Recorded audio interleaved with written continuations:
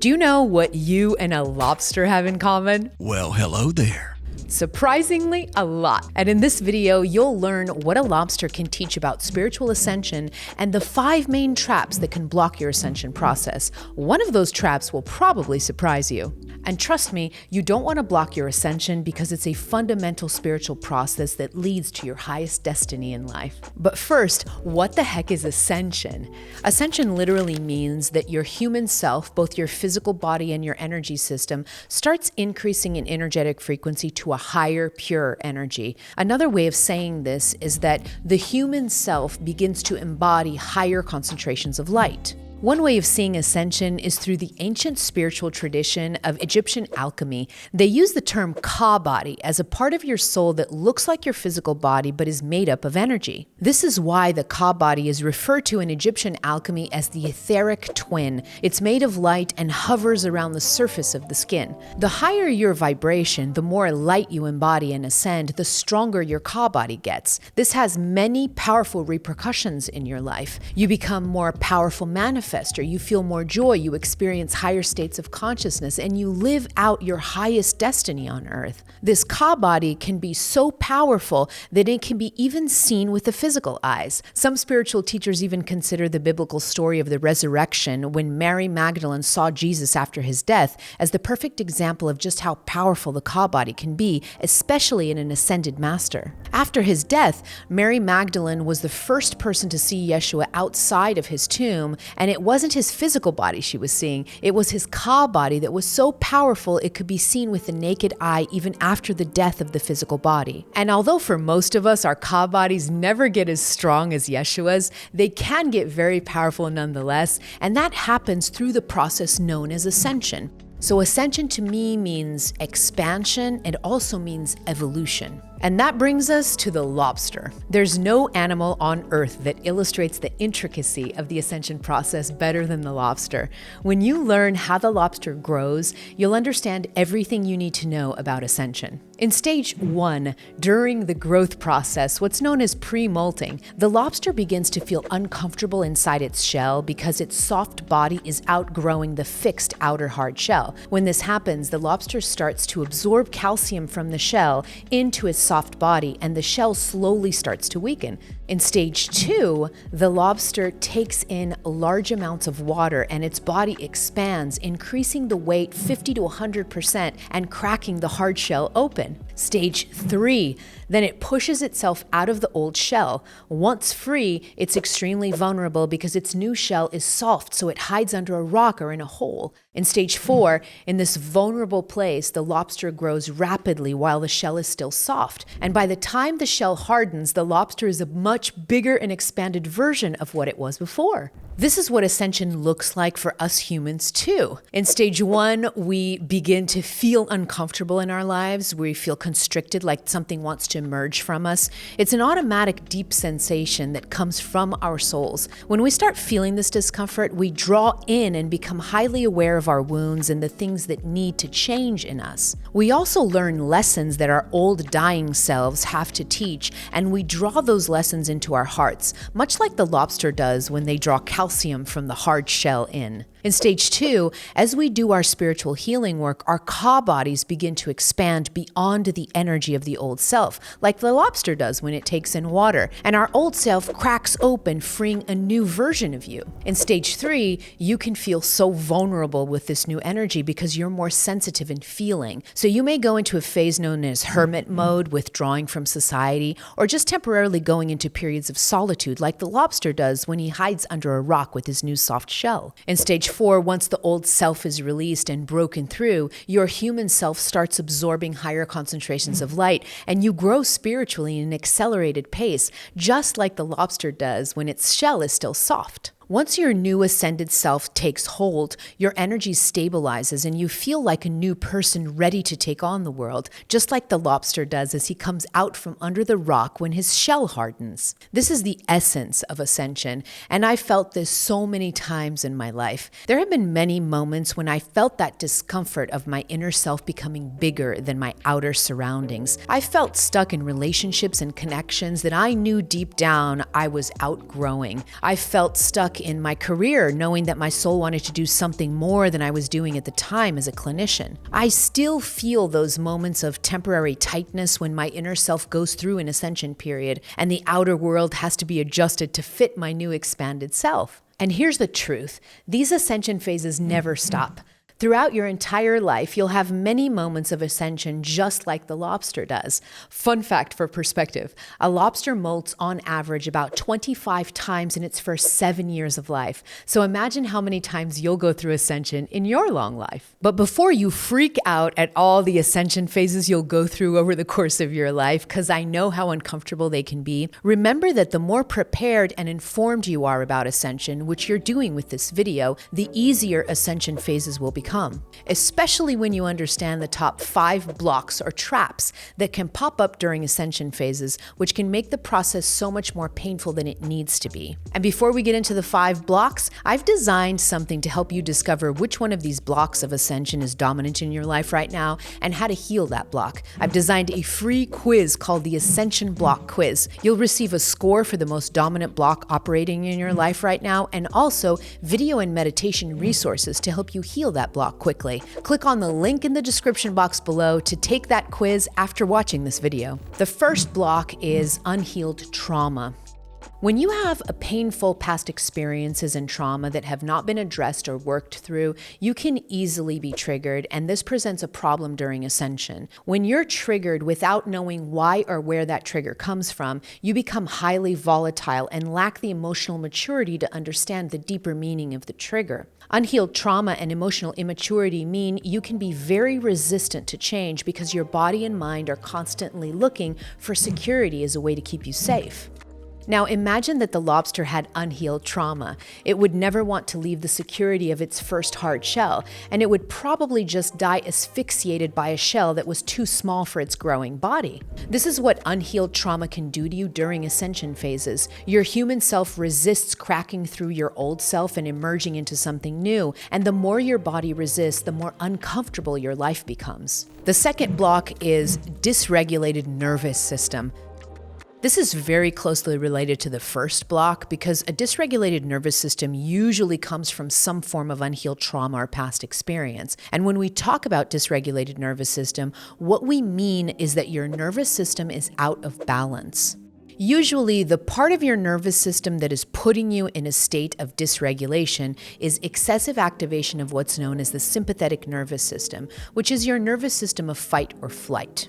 It's a part of the nervous system that's responsible for getting you out of danger. It tends to kick in when you're threatened. The sympathetic nervous system works hand in hand with another aspect of your nervous system called the parasympathetic nervous system. When your nervous system is dysregulated, what that really means is that your sympathetic nervous system is overly dominant, and this presents a problem because when that sympathetic nervous system is too dominant, what ends up happening is that you're in a constant state of fight or flight. There are more sympathetic nervous system responses, not just fight or flight, but the ones that are most pertinent for the ascension process are the fight or flight response and what's known as the freeze response. When fight or flight is activated, you're going to either punch someone in the face to defend yourself or you're going to run away. But then there's also freeze, and this response is very common in people who experience childhood trauma because a child doesn't have the possibility to run away or fight against an aggressor, which is usually an adult. So what ends up happening is that the child will use the freeze response much more commonly, and this can then translate into them using freeze responses excessively as adults also.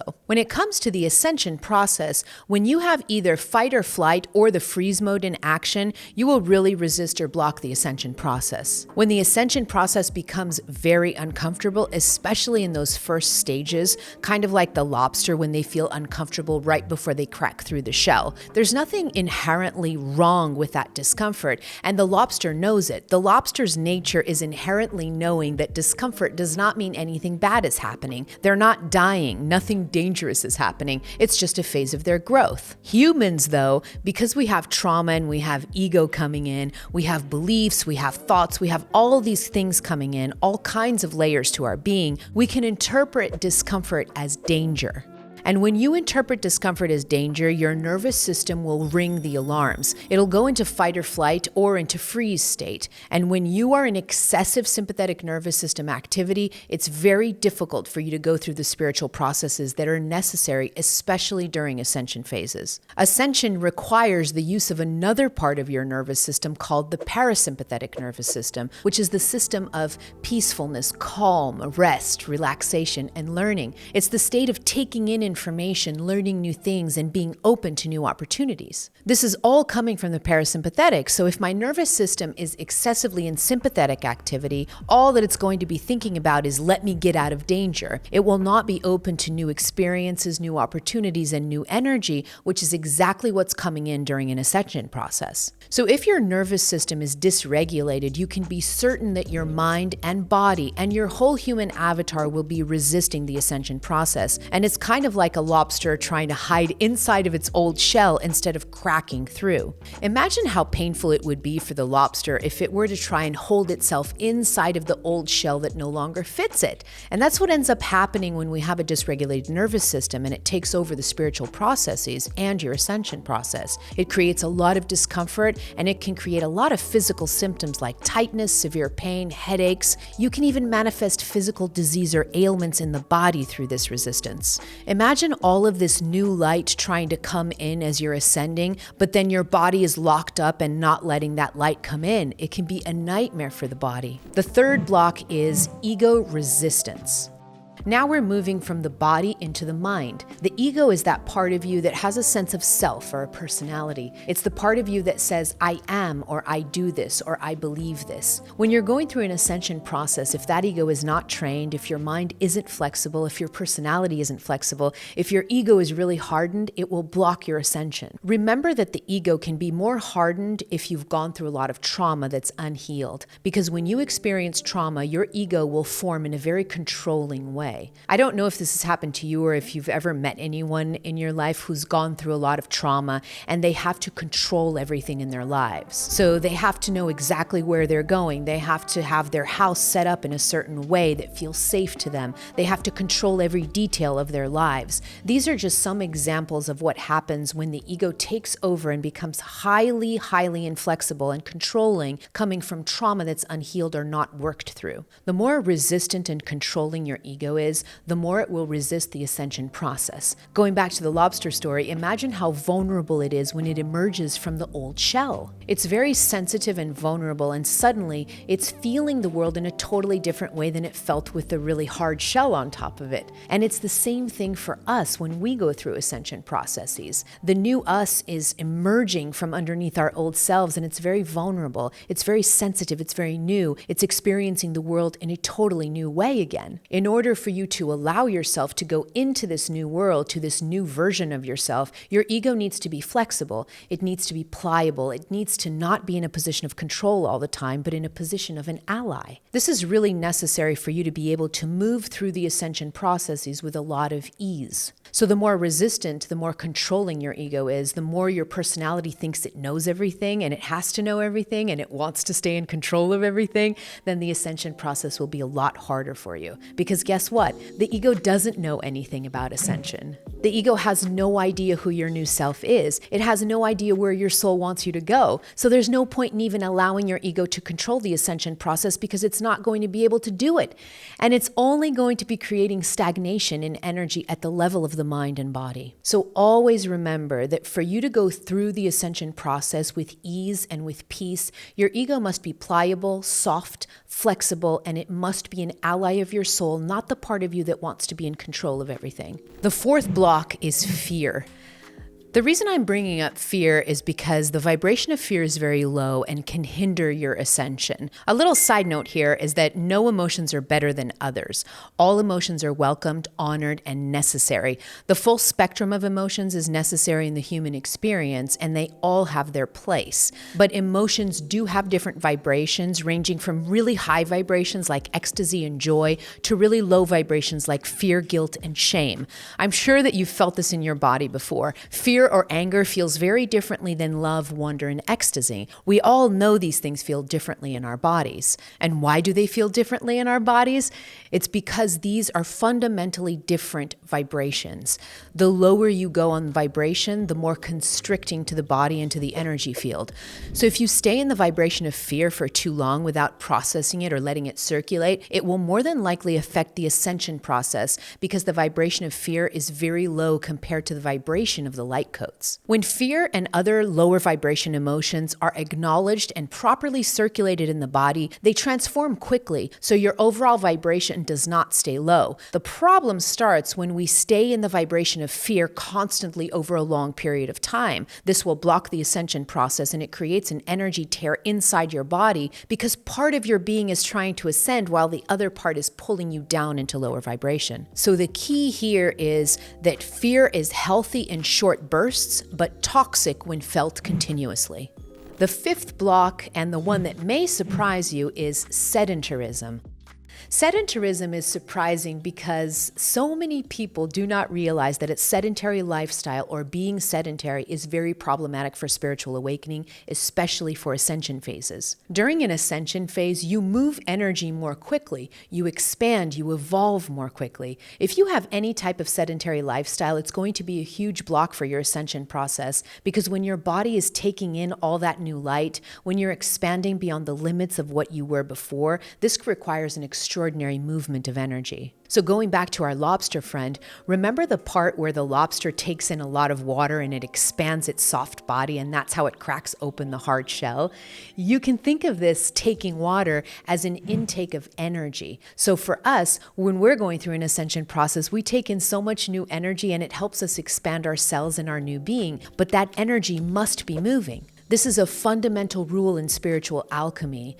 Energy hates stagnation. Energy needs to be on the move always. So imagine if I'm going through an ascension process and I get home from work feeling all of these symptoms of the ascension, and I just plop myself in front of a TV and grab my PlayStation, and I spend the next 5 hours playing video games or scrolling through social media. That sedentary and motionless position of hours in the same place is going to create a huge block for my ascension process. It's going to block energy inside of my body. It's going to create so many physical, psychological, and energy symptoms. The more sedentary I am, the more affected I'll be at the level of my body, mind, and energy system. Being sedentary is problematic for humans under normal circumstances, let alone during an ascension phase. During ascension, even more energy than normal needs to move. The more sedentary I am, the more difficult it will be for my new self to emerge. I'll also be damaging my poor body because it won't be able to circulate the energy needed in ascension, and stagnated energy can create many symptoms at the level of the mind and body. Body movement is extremely important. So get off your butt and off of your phone. Stop scrolling through social media for 5 hours every day. If you're working at a desk, make sure to get up frequently and do everything you can to make your life less sedentary.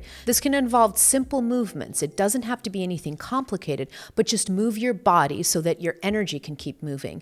The more energy you can flow within your body, the faster the ascension process will go. Now, if you're not sedentary and are just genuinely tired and that's why you're plopped on the couch, check out this video next, where you'll discover the surprising spiritual reason why you're feeling so tired of life right now and the top 3 tips to help you reignite your spark. Ladies and gentlemen and everyone in between, this video is finished. Cut!